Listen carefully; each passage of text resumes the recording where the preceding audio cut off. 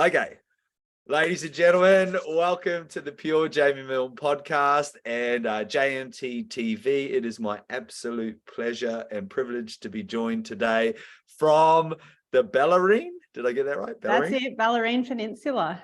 Bellarine Peninsula. We've got Steff here from Steff Fitness, and Steff is a fitness instructor, personal trainer, also a Pilates instructor, a very passionate runner, and a remarkable runner, and hence being the catalyst for our conversation today.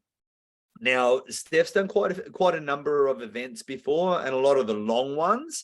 So kind of kindred spirits, birds of a feather flock together. Yeah, that's it. So I'm really looking forward to chatting to Steff today about some of her insights, her unique experiences. She's done the Mount Kosciuszko 100, the New York Marathon. Yes, I have. Yep. Really keen to hear a little bit. I actually ran around Central Park 4 times by myself a long time ago. Wow. I'm sure I'd recommend that to anybody. No official event, just a Maori boy going for a run around Central Park. But anyway, moving on. Is it the Discovery Coast 100? Did I read that right, or is it the coastal? There seemed like there was another 100K event down your way. That was so in the Blue Mountains. I did that one almost 2 years ago now, actually. So UTA, Ultra Trail Australia. Ah, yes. But also you might be referring to the Surf Coast entry. So I've done that one a couple of times over here on the Surf Coast, which is not too far away from where I live. Yeah. So I'm on the Bellarine, like right at the end of the Bellarine in a little town called Portalington. But then if you drive along the Surf Coast, like you hit Torquay. Yep. And gotcha. And then, you'll get to Jan Juc and you get to Anglesey and so forth. So there's a beautiful coastal line there and forest that the Surf Coast 100 is held at. And it's just amazing. Yeah. I knew it was that area is like, that is God's country. Oh, yeah. Oh, my Lord. I've surfed. Is it Jan Juc? Mm-hmm. Yep. Yeah, Torquay, Bells, all along there. That is a very, very It really is. I've actually had the privilege of not just running along there, like I've actually run along the Great Ocean Road. I've also ridden my bike along there too. And you're right, it is God's country. It is just stunning. I remember the first time I rode my bike down there, I just looked around going, what have I done just to be so privileged to be able to do and experience this? It's like one of those special, tingly moments. It was, pretty awesome. Oh, that's magnificent.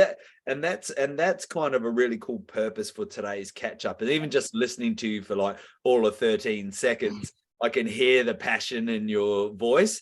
And I'm really looking forward to getting some of that Steff magic sprinkled around the context of running and things like that. So super really excited to chat. Like I said, I could talk running for days. So oh God, yeah. Oh well, yeah. Underwater, mouthful of marbles is like, let me tell you like that. Yeah. Well, the cool thing is, like, I would assume down south where you guys are, it's a little bit like here. It's getting a little bit darker in the morning and in the evening. It's getting a bit cooler.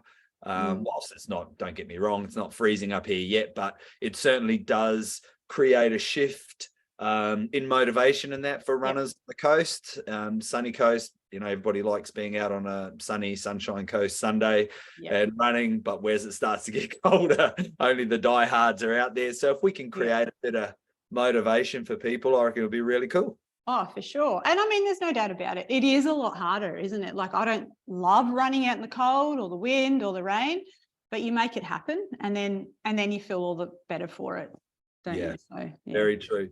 Steff, give us a little, like, I know this is quite hard, but like in a very short, thinking like sort of elevator pitch, just a little bit more sort of what you do, perhaps what led you to do what you do, and anything like that. Just a little bit about you, just for some of the listeners. Sure. So actually, I've only been in the fitness industry for all of 4 years now. Prior to that, I was a high school teacher, and I was a teacher for, 13, 14 years maybe. But I've always been into movement. So I've always loved bike riding. I wasn't always a runner, believe it or not. Bike riding, swimming, did a lot of hiking as well when I was a teacher. And when I moved up this way 9 years ago, I knew that I just needed to stop teaching because I was just losing that drive for it. Mhm. And I had this conversation with a friend of mine, and she's like, you know what your calling is, just go and do your course, go and do your PT course, and you know, just get it over with. You know, that's what you want to do.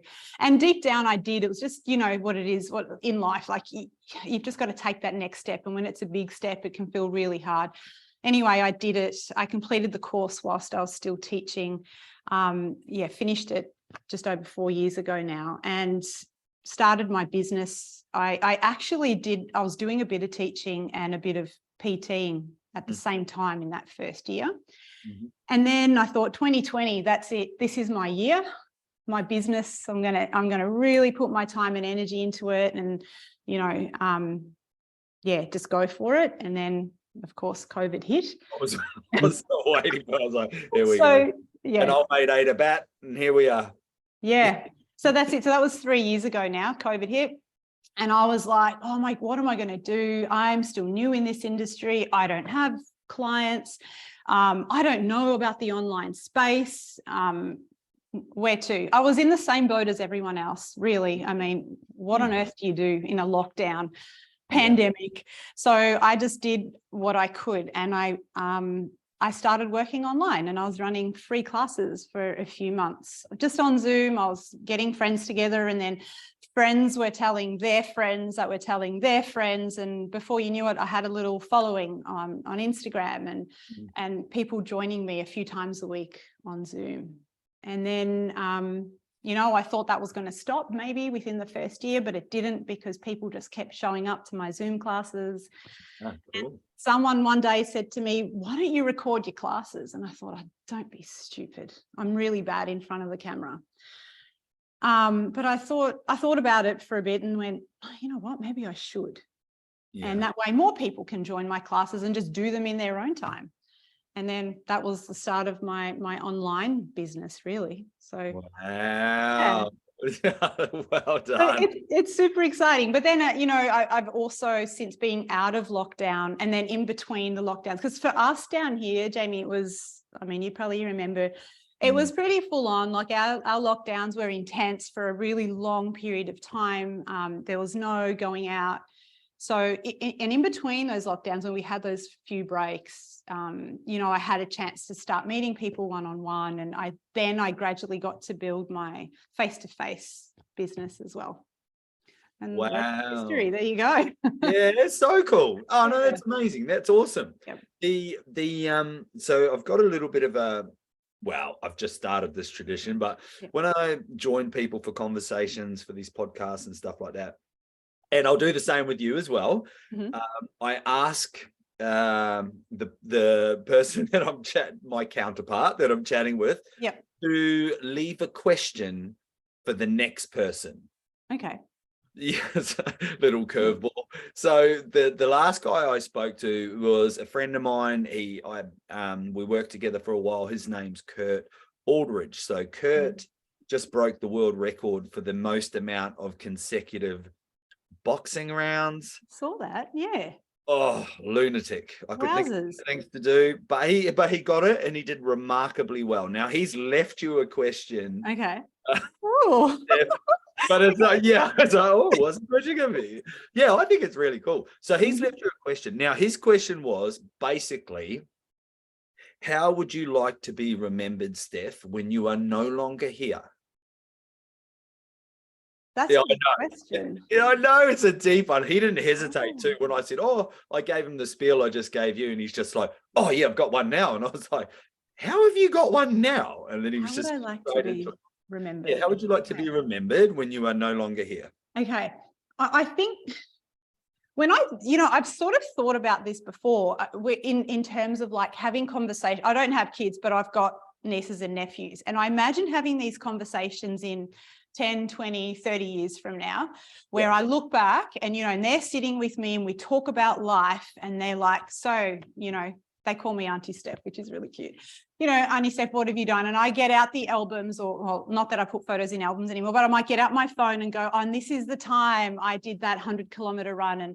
And this is the time I did Kokoda and You know, this is the time I was married and led a really happy life. So I think that's kind of down that same line of thought, isn't it? Like, I think I want to be remembered as that happy person who found a lot of happiness in connection, in movement, and in good health and vitality. Yeah, which is a very cool message and a very cool legacy, I suppose, because it's more than just about you as the person. It's obviously you, but it really perpetuates out and how that affects others, and what you do is inspiring and motivating other people, and then obviously the people that you love, your important people. I think it's pretty cool. Yeah. Hey, I don't have a question for you just now. Like, that one was so like deep, meaningful. Like, I feel like my one won't measure up. So let me just have a think, and I'll get back to you. All right. We'll circle back at the end. You'll be warmed up by then. It'll be something like, what's your favorite book? Yeah. Like, what are your weaknesses? No. No, let me just brainstorm a bit. No, you're fine. Let it marinate. Let it tick over on the back there on the stove. So, like a little, just what's one, and I know there would be many, and anybody that does endurance sports would attest to this. What would be one great learning you've had from the long stuff? So I'm talking about, you know, you doing Kosciuszko. I heard you mention Kokoda. Like, these are the real long events. What's one of the greatest sort of takeaway learnings that you've had, like you specifically? Yeah. The takeaway for me, so I think the very first sort of endurance difficult thing that I did physically would have had to be Kokoda, and I learned there, to a certain point, I learned, hey, I can do hard things. Yeah, I can do physically hard things, and I can do mentally hard things, and with that, I've attained a bit of confidence, which has then led me to do the next hard thing, which was then a little bit harder, physically and mentally. And so I've learned that hard means something different to everybody. For me, I love that physical challenge. I need to know that I can do that.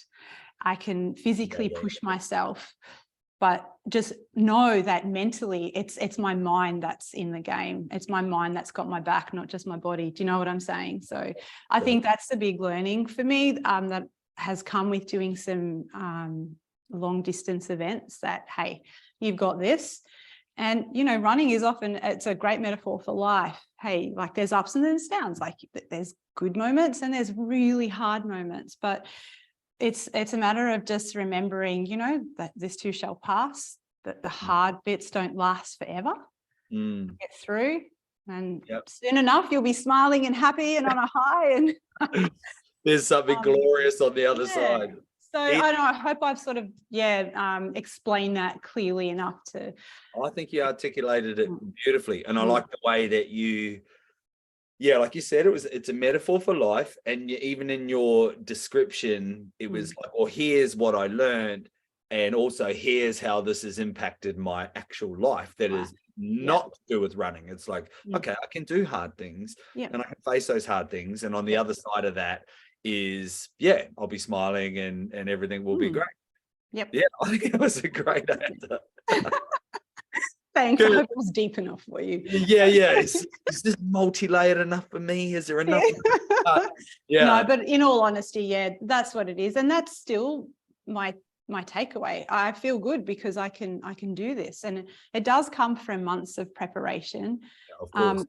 Physically, but sure, I've got to get my mind in the game if I really want to get the whole way. Yeah. And you have done remarkably well. You've done, you know, some incredible events, challenging events. And that's not everybody's flavor.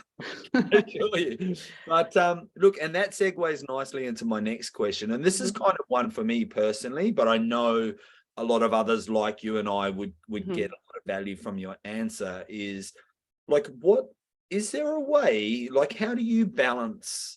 Because I mean, people would have to have rocks in their head to not realize that to prepare for these big events, it's a an investment of time being probably one of the biggest, an investment of your energy, an investment of, you know, those that you love. It's a sacrifice of that time too. And yeah, even financially. So there's a lot going into it. Sure. Do you have any particular way you balance these investments, these commitments to be able to do these events that you want to do? Yeah. I'm taking notes, by the way, because I'm not very good in this area. But you're right. Like it is a really big investment. I remember signing up for Mount Kosciuszko probably this time last year. For the December event. So that's UTK, Ultra Trail Kosciuszko.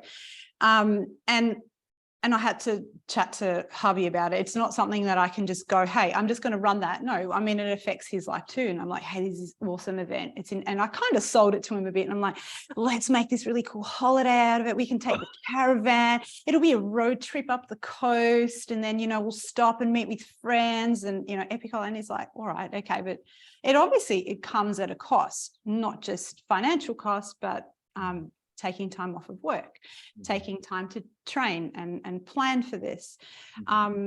So yeah, like I have to bounce this off him as well. You know, we're a team and he does the same thing when he's got something in mind. You know, we've got to run this by each other. And then when it comes to the actual training, so I probably gave myself a good, I don't know, at least 6 months of real, you know, proper training where I'm sticking to a program.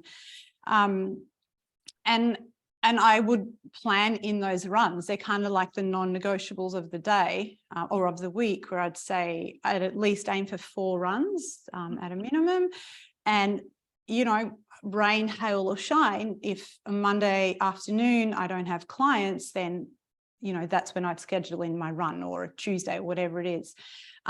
So I plan for that. So I don't go booking anything else in that time. That's my time to run. And it's not just about the run. Then I've got to make sure I'm fueling myself. So have I done the shopping? Do I have the fruit and veggies in the fridge to be able to fuel me? And I enjoy eating, and I have to obviously, you know, eat plenty of calories to be able to sustain that kind of high mileage during the week. So it is a lot of planning and a lot of, balancing in that way. Oh, I love that.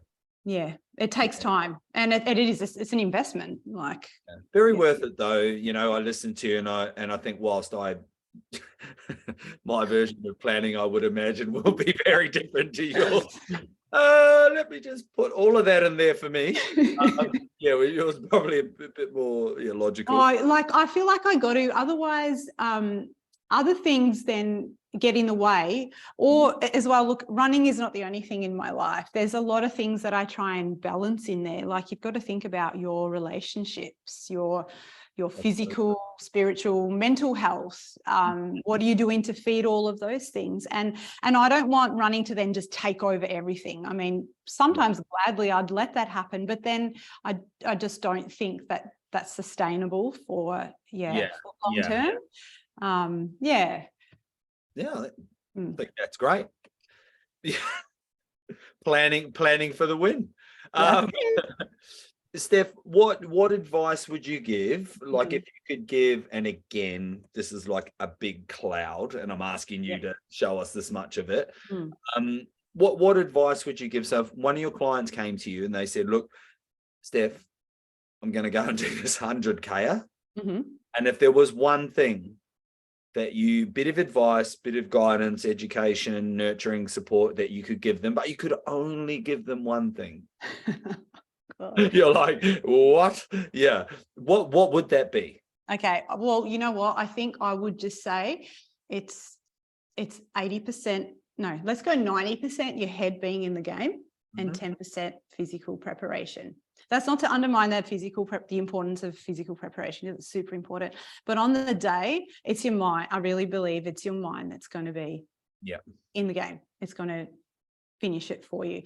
And So take the time in your training to just prepare your mind. Think about the day, think about the morning, think about what you're going to wear, think about how you're going to, fuel yourself, your hydration, nutrition, all of that sort of comes into it. Think about what gets you going, what really, gets you moving and fired up. So when you're having a bad moment, you think back to, oh yeah, that's what I need when I'm feeling low.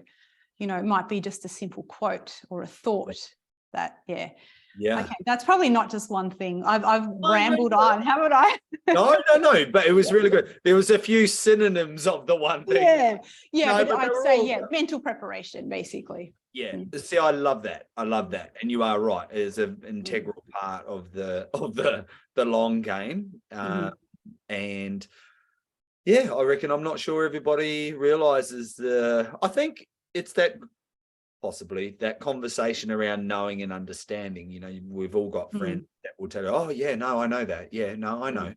Yep. And oh yeah, no, I absolutely know. And it's like they know it, but they don't really do it. And that's that conversation between knowing and understanding. Understanding is like, is actually like, I understand, then I need some mental resources, and things get funky because my mind's going to take me over the line. Yeah. And so I think that's really good advice, because people that are not prepared for mental, and I would say violation, torture, mental, that is like a very swift, rude awakening. For sure. But you know what, even if you feel like you understand it, it doesn't mean that it's always, your mind's always going to be there for you and help you out. Like, the last ultra marathon I did, I feel like, I actually did let myself down mentally, because in the last hour and a half, a few things had sort of gone wrong in terms of weather. We had snow in the middle of summer, which I was not planning for, and I was so exhausted. It was a little bit crazy, right? And I was just mentally exhausted in that it was only an hour and a half out of 16 hours, where I was like, man, can I really do this? And look at this mud. It's so muddy.